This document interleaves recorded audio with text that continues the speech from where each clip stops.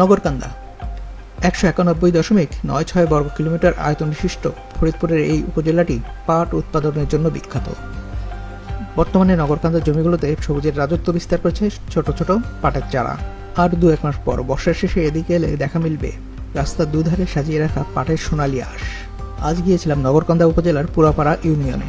সকাল ১১টা নাগাদ পুরাপাড়ার রাস্তা দিয়ে চলতে চলতে গরম গরম সিঙ্গারার ঘ্রাণে আর লোভ সামলাতে পারলাম না। সিঙ্গারা এমনিতেই আমার পছন্দের খাবার। বেশ কয়েকটা ভাজা পোড়ার হোটেল আছে পুরাপাড়া ইউনিয়নে, তার মধ্যে একটাতে বসে গেলাম। অনেকদিন পর গরম গরম সিঙ্গারা খাচ্ছি।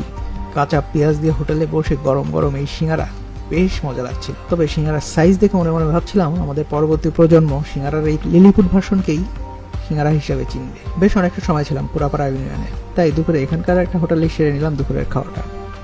৬০ টাকা দিয়ে ১ পিস মুরগির মাংস, ২০ টাকার ভাত আর ডাল আপনি যত খুশি খেতে পারেন বিনামূল্যে। মুরগির স্বাদটা খুব একটা ভালো না হলেও রান্না ছিল খুবই লাইট আর ক্ষুধা নিবারণের জন্য যথেষ্ট। সন্ধ্যার একটু আগে দিয়ে ফরিদপুরে ফেরার সময় নগরকান্দা বাজারে কিছুক্ষণ ছিলাম। অল্প সময় থাকার জন্য নগরকান্দা বাজারটা খুব ভালোভাবে ঘুরে দেখা হয়নি, তবে হাতের কাছে চিকেন ফ্রাই আর ফ্রেঞ্চ ফ্রাইয়ের এই ফুডকার্ট থাকায় চেখে দেখলাম সেটাও।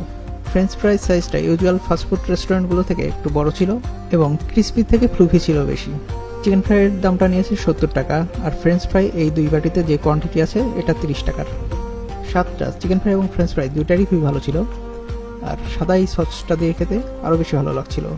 সসটাতে গার্লিকের একটা ফ্লেভার ছিল, মেবি গার্লিক সসই হবে। নগরকান্দা বাজারে ছোট এই ফুডকার্টের মালিক রিয়াজ ভাই বসেন ভূমি অফিসের অপোজিটে।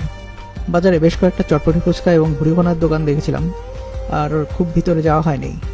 তো নগরকান্দা থেকে যারা দেখছেন তারা আমার কমেন্টে নগরকান্দার মাস্ট ট্রাই আইটেমগুলো অবশ্যই জানিয়ে দেবেন।